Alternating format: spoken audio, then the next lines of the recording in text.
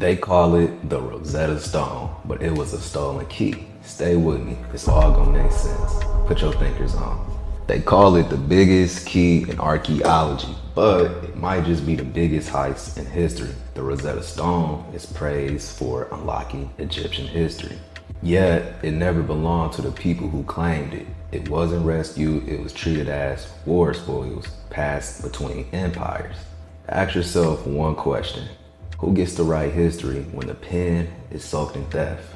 Think about what myth we've been handed, that the Rosetta Stone was some magical key that gave Egypt back its voice. Now picture this. Somebody breaks into your house, right? Your home. Grabs your diary, tears off the cover, scribbles their own name where yours was, and then, get this part, and tells everyone they helped you remember your own life. That's the same energy wrapped in how this story is told. In schools, it's framed Egypt's memory was just lost in the sand until this stone showed up to save the day. What they leave out is who actually got to shape that remembered history and whose voices were locked out of it. I remember being a kid and seeing a glossy poster of the Rosetta Stone hanging in the classroom. The real one across the ocean, the replica right there in front of us. Teachers spoke about lost languages no one in Africa even knew, but later listened to the elders sing old songs and to point to carvings in the books. I realized those same shapes and had meaning. They didn't need a European to explain that. So that stayed with me. That gap between what we were shown and what was still alive in people's mouths and memory.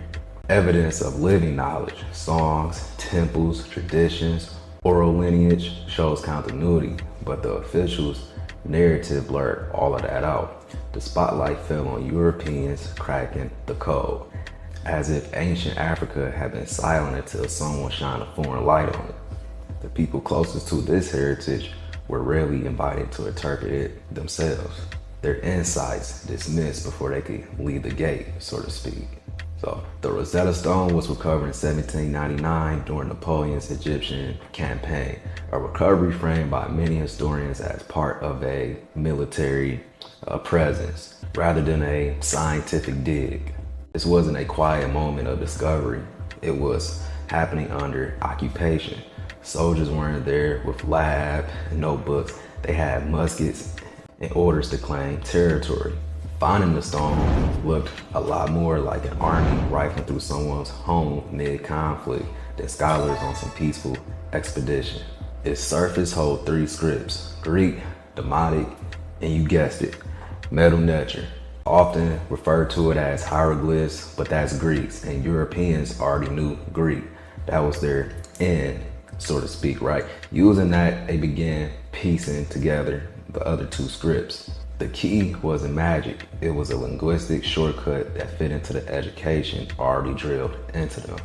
European scholars like James Francis Napoleon are often credited publicly as one who deciphered hieroglyphs. And yes, he put in years of study, but the history books really frame him as part of a bigger pattern where African systems of preserving meaning carried by temple keepers, storytellers, and scribes were sidelined so the breakthrough could wear a European face. The point isn't just about translation, it's about who got to decide which translations counted. Whoever controls the interpretation controls the story, right? The stone didn't unlock Egypt for Egyptians, they never needed unlocking. It unlocked a version for Europe, one that could be read into museums and encyclopedias without answering to those whose past was being edited in the process. So when you hear it get called a gift to humanity, understand what that phrase covers. It was a trophy of empire proof that history itself could be seized, reframed, and redistributed. And that leads to a harder truth. When an object like this changes hands, so does the authority over the story it tells. The next part of this story shows exactly how that power kept moving and who made sure the pen stayed in colonial hands. What happens when the keepers of an object aren't the people it belongs to, but the empire that took it? That's reality with the Rosetta Stone. After French forces pulled it from Egyptian soil during Napoleon's campaign, it wasn't held as shared treasure. It was military loot. Shortly after, with the French defeated Egypt, the stone came into British possession, a transfer rooted in military defeat and agreements between empires. Egypt had no voice in that exchange. One occupier handed it over to another, not as partners in protecting heritage, but as rivals swapping spoils. So don't get this confused. This wasn't cultural stewardship or anything like that. It was imperial claiming. They kept the object and the right to define it. Picture this, a British ship leaving Alexandria. Crates packed below deck. Inside one crate sits the stone. Box-like inventory, bound for display half a continent away. In London, it was straight into the British Museum. Heavy glass, sealed cases, controlled lighting. All the way from the Nile and the temples were. Its inscriptions were part of a living landscape. Rescues, requests from Egypt to return have been ongoing for decades. Everyone met with refusal.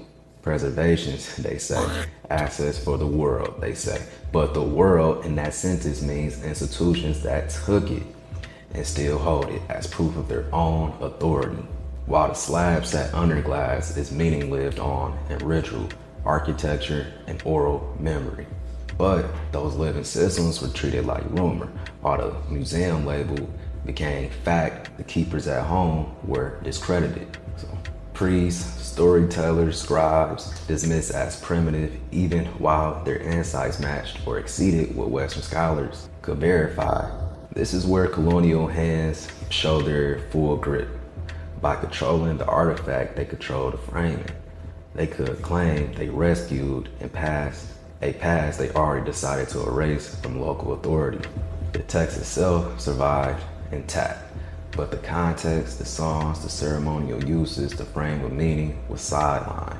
And once you control context, you decide meaning that reaches the rest of the world. Even if Egyptians read every word on that stone, the official interpretation, stamped in books and exhibits, carried the foreign filter. The hierarchy was clear. The European version of events is treated as history. The African version survives as myth and public eye. Trust me, that's not an accident. It's preservation as power play. This is the kind of info they erased on purpose. By freezing the stone inside a Western institution, they cemented their ownership, not just of the object, but of the narrative around it. And here's the part that stings. It wasn't about unlocking Kemet for Egyptians. It was about unlocking Egypt for European self-image, to write themselves into a legacy they never built. With the Rosetta Stone in their possession, they could showcase a story of enlightenment while keeping the original storytellers outside the room. That's how empires make history, not just by taking what's tangible, by rewriting its place in the human record. And that's the truth sitting behind the glass. You can see what that reveals. The Rosetta Stone isn't proof of some magical European breakthrough. It's proof of how empires seized the memory of cultures they stripped bare and reframed it for their own ends. So, what does that mean for us right now? If we don't own our history, someone else will write it for us. And our story becomes theirs. Reclaiming the narrative is reclaiming ourselves. Point 618. Now, I know that's very specific. It's for a good reason. Put that in the comments right now. Don't be stuck and dumb forever. Let's learn and grow together. It's Hef.